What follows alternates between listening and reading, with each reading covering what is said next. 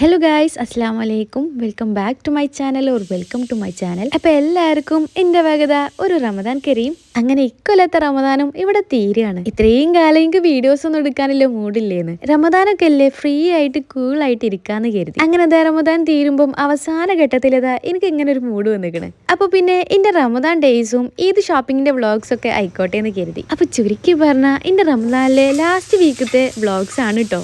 എത്ര പെട്ടെന്ന് റമദാൻ ആയതും ഇതാ ഇപ്പൊ തീരാൻ പോകുന്നതും അല്ലേ. 30 നോമ്പും ഇത്ര പെട്ടെന്ന് തീർന്നു എന്നാണ് ഞാൻ ചിന്തിക്കുന്നത്. അൽഹംദുലില്ലാ ഇപ്രാവശ്യത്തെ റമദാനും അങ്ങനെ റാഹത്തായിട്ട് തന്നെ നോൽക്കാൻ പറ്റി. എങ്ങനെയുണ്ട് നിങ്ങളെ ഇപ്രാവശ്യത്തെ റമദാനും നോൽമ്പൊക്കെ? എല്ലാം റാഹത്തായിട്ട് തന്നെ തീർന്നില്ലേ? ഇൻഷാല്ലാ ഇനി അടുത്ത പ്രാവശ്യത്തെ റമദാനും ഇങ്ങനെ എല്ലാവർക്കും ഒരുമിച്ച് റാഹത്തായിട്ട് തന്നെ നോൽക്കാൻ പറ്റട്ടെ. ഇന്ന് ഞാനും എന്റെ മിസ്റ്റർ ഹസ്ബൻഡും കൂടിയിട്ട് കോർണിഷിൽ പോയിട്ട് നോമ്പ് തുറക്കാൻ പോവാണ്. അതിനുള്ള പ്രിപ്പറേഷൻ ആണ് ഈ കാണുന്നത്. ഈ പ്രാവശ്യം മെയിൻ കോഴ്സിന് അവിടെ നാസിന്റെ ചുമതലയാണ് കേട്ടോ. എനിക്ക് സ്നാക്സും ജ്യൂസും ഒക്കെ ഉണ്ടാക്കാനുള്ളൂ. അതുകൊണ്ട് തന്നെ ഇന്നതൊക്കെ നാസി ഓഫീസ് ഇട്ട് വരുന്നതിന് മുമ്പ് തന്നെ സെറ്റാക്കി വെച്ചു. ഇവിടെ മെയിൻ ഷെഫ് നാസി ആണെങ്കിൽ നോമ്പ് നോറ്റ് ഉപ്പ് നോക്കാൻ ഞാൻ തന്നെ വേണം.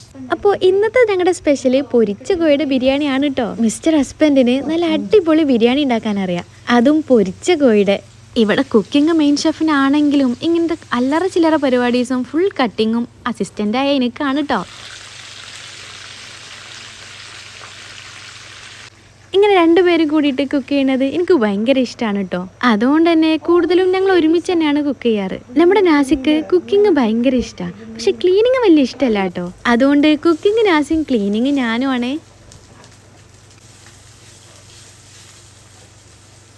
ഇവിടെ ആണെങ്കിൽ 5:45 മരിബ് ബാങ്ക് കൊടുക്കും. അതുകൊണ്ട് കുക്കിങ്ങിന് വലിയ ടൈമൊന്നുമില്ല. പിന്നെ അങ്ങോട്ട് ഫുൾ ഷടപടേയിരുന്നു. ഇനിയിപ്പോ ഇതൊക്കെ പാക്ക് ചെയ്ത് കോർണിഷിക്കും പോകണം. ഈ ഒരു ഇഫ്താർ ഒട്ടും പ്ലാനിങ് അല്ലായിരുന്നു. അതുകൊണ്ട് തന്നെ എല്ലാം ഒരു ഓട്ടോപ്പാച്ചിലായിരുന്നു.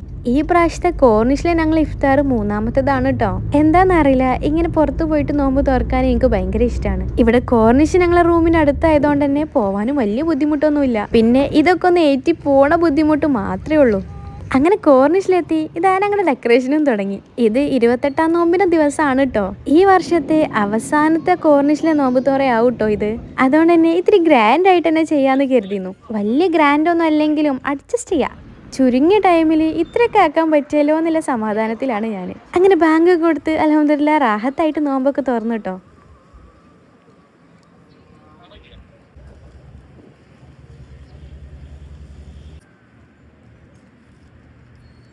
അങ്ങനെ നോമ്പൊക്കെ തുറന്ന് ഞങ്ങൾ പെട്ടെന്ന് റൂമിലേക്ക് പോയി.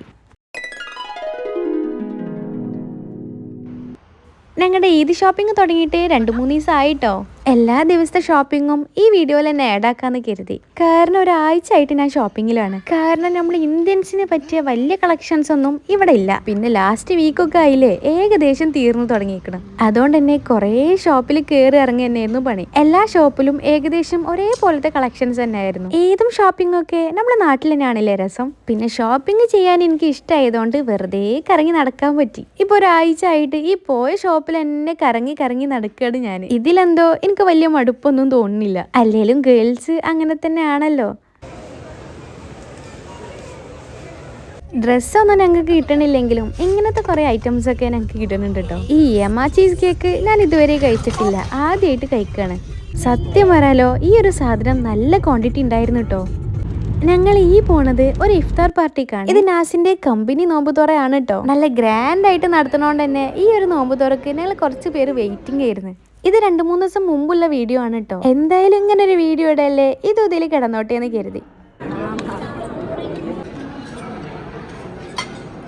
ഇതാണ് ടോയിന്റെ ഇവിടുത്തെ ഗ്യാങ്. അങ്ങനെ നോമ്പൊക്കെ തുറന്ന് ഞങ്ങൾ കുറച്ചു നേരം അവിടെ സ്പെൻഡ് ചെയ്തിട്ട് ഈദ് ഷോപ്പിങ്ങിന് പിന്നെ ഇറങ്ങിയിട്ടുണ്ട്. ഇവിടെ പെരുന്നാൾ കഴിയോളം നമ്മുടെ ഷോപ്പിംഗ് ഒന്നും തീരൂല. എന്റെതൊക്കെ ഏകദേശം തീർത്ത് നമ്മുടെ നാസിന്റെ ഷോപ്പിങ്ങിന് ഇറങ്ങിയിരിക്കണം കേട്ടോ.